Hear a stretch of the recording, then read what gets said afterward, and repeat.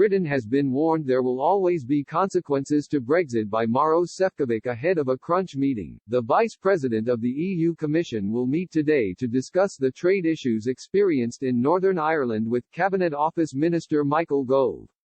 Despite the UK asking for an extension to the grace period on goods flowing between Great Britain and Northern Ireland, the EU official insisted not everything can be solved. Northern Irish officials will attend the committee on Wednesday in support of extending the grace period until 2023. Ahead of the crunch meeting on Wednesday, Mr. Sefcovic said, "Not everything can be solved. There are inevitable consequences of Brexit, and simply we have to follow EU law, we have to follow the agreement we just signed.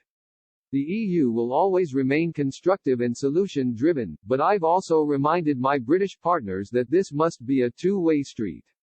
We've had a very intense session in December to make sure entry points would be up and ready by the middle of this year.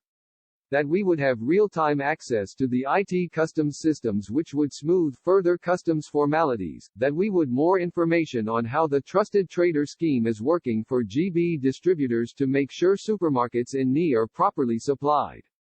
As part of the protocol, Northern Ireland remains in the EU's single market for goods and enforces some of its customs arrangements.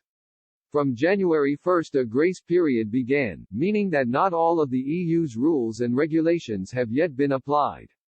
This grace period runs out on April 1 with Mr. Gove asking for it to be extended to 2023 in a letter earlier this month.